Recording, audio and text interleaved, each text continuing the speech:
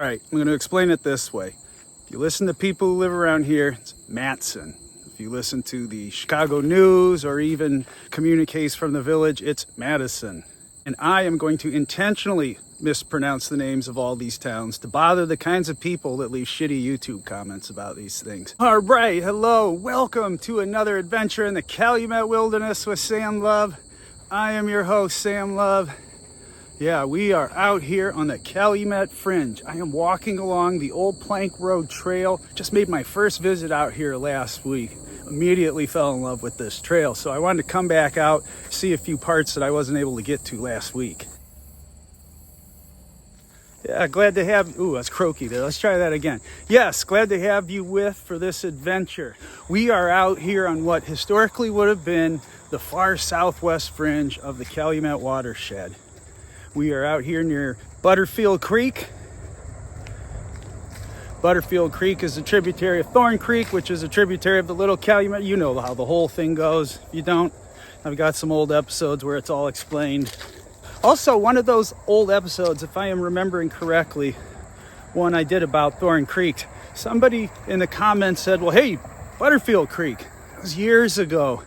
And yeah, here we are. And when I say this historically would have been part of the Calumet watershed, what I mean is that in the early 20th century, when the flow of the Chicago River was reversed, this big chunk here and a bit over in Lake County, Indiana, was redirected into the Des Plaines and then down into the Mississippi.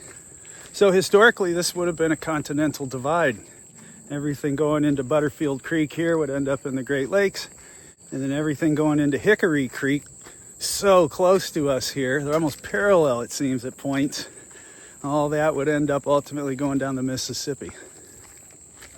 All right, we'll go over here. This is what I've come to see. This is Butterfield Creek, where it crosses our trail. I think people zooming through here wouldn't even notice that this is a creek. Probably just think it's another gully where mosquitoes are hanging out.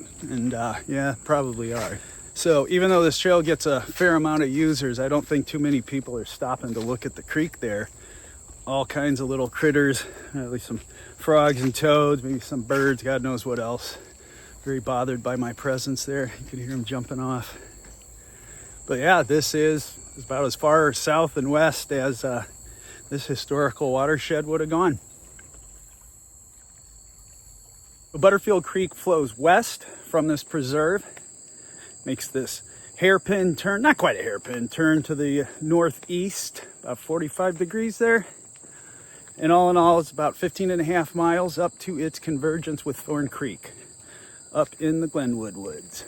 Unfortunately, it also seems like Butterfield Creek might be one of the more polluted small creeks out here. And of course, you know, everything is downstream isn't just some cliche, it's the truth. You know, all the pollutants, DDTs, whatever, entering it down here, passing through all these country clubs and golf courses along the way. I'm sure the phosphorus is just, levels are just unbelievable in there. And then that enters Thorn Creek.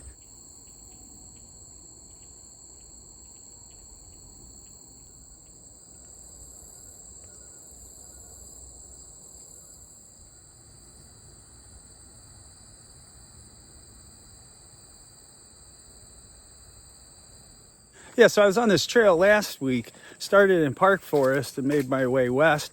You know, next thing I know, it's like, oh, this nature preserve, the creek where it crosses the trail. Let's see if I get out there.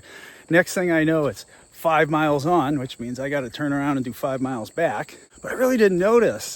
This is just sounds weird, but the trail just for some reason felt like it moved to me. Especially this part here around the interstate, I-57.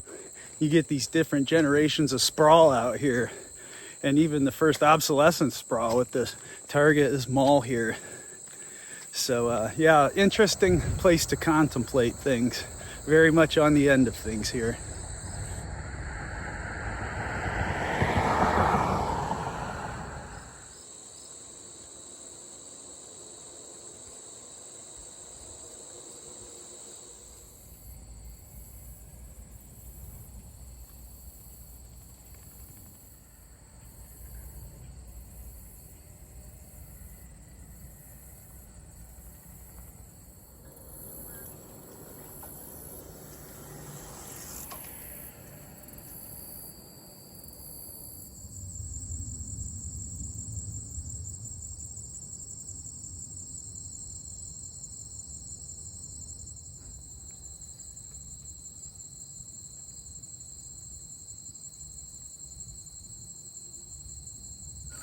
all kinds of competing sounds too. You could probably hear this little alarm in the background. You've got the din of the highway.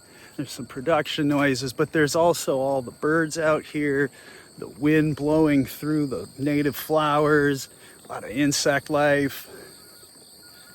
Very interesting.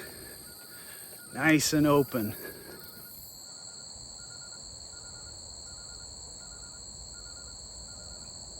And how this all came to be, well, if we zoom out on the map a bit, we could see Sauk Trail Road here. And I think it's best to think of it not as a singular trail, but a series of interweaving trails that would change and evolve over time, you know, much like rivers paths do. What I think happened was when white settlers started moving in, they found the most open, clear, and straightest parts, and then they built a plank road. And it seems like the whole reason was to eventually attract the attention of a railroad. And as the history notes, it was nominally an independent railroad, but it was connected with the Michigan Southern. And originally this road went all the way out to Lake Station. So yet another thing connecting the Indiana and Illinois sides of the region.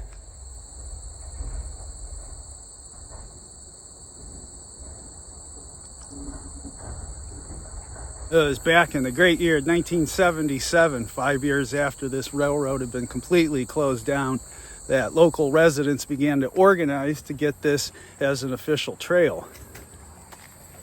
And that designation came in 1982, and it was in 1997 that this was opened. So very good job to all those involved with that. Yes, organizing, getting individuals, nature groups, office holders, and all the rest together to get this great amenity that people were already using as a walking trail. So by right.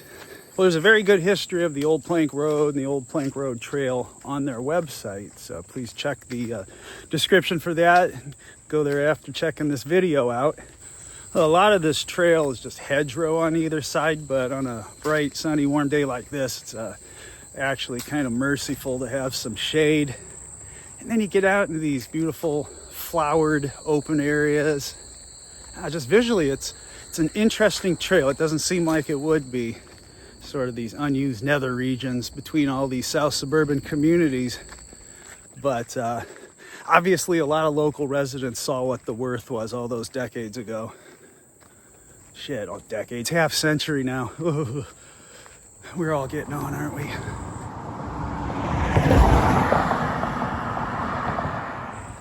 It's also an old creek as far as it goes here in the region.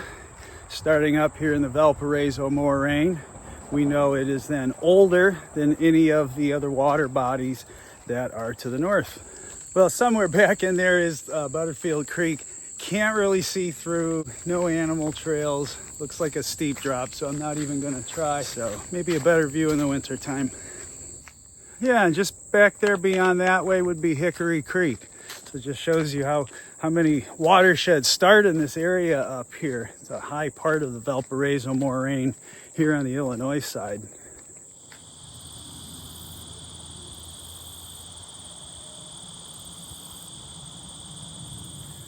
Well, I can see Harlem Avenue up ahead, so this journey is coming to an end. Thanks for coming with. Hope you enjoyed a look at the southwest fringe of the Calumet bioregion.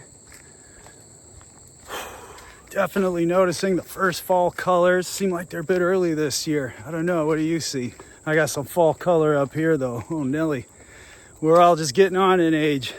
Might as well keep moving while we still can. All right, I don't know where the next adventure in the Calumet wilderness will be, but I tell you what, I will be there. Hope you are too. See ya.